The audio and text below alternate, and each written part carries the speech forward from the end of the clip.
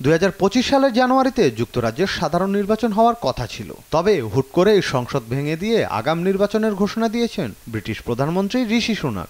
দেশটির স্থানীয় সময় বুধবার বিকেলে 10 নং ডাউনিং স্ট্রিট থেকে এই ঘোষণা আসে। ঘোষণা অনুযায়ী চলতি বছরের 4 জুলাই দেশটিতে নির্বাচন অনুষ্ঠিত হবে।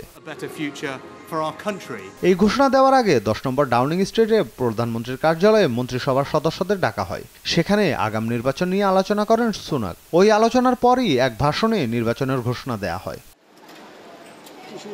ভাষণে সুনাক বলেন, যুক্তরাজ্যের অর্থনীতি বৃদ্ধি পাচ্ছে, মূল্যস্ফীতি স্বাভাবিক অবস্থায় ফিরে এসেছে, নীতি সুদহারও কমেছে, সরকার সেই অনুযায়ী কাজ করছে। নিজ জনগণের দিকে প্রশ্ন ছুড়ে দিয়ে ব্রিটিশ প্রধানমন্ত্রী বলেন, আপনারা কাকে বিশ্বাস করবেন? ব্রিটেনের ভবিষ্যৎ নির্ধারণ করার মোক্ষম সময় এখন। আপনারা তৈরি করা ভবিষ্যৎ গড়ে তুলতে চান, নাকি স্কয়ার ওয়ানে ফিরে যাওয়ার ঝুঁকি চান?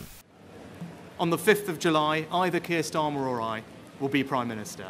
রাশিয়া ইউক্রেন সংঘাতের প্রসঙ্গ টেনে ব্রিটিশ প্রধানমন্ত্রী বলেন, বৈশ্বিক নিরাপত্তার জন্য এই যুদ্ধ বড় হুমকি। শত্রু দেশগুলোর সীমান্তের দিকে অভিবাসন প্রত্যাশীদের ঠেলে দিচ্ছে, এটিকে অস্ত্র হিসেবে ব্যবহার করছে তারা। অদূর ভবিষ্যতে অনিশ্চিত সময় রয়েছে দাবি করে সুনাক জানান, তার সরকারের কাছে পরিকল্পনা রয়েছে। Government. আব্দুল্লাল মামুন, নিউজ ডেস্ক, দেশ টিভি।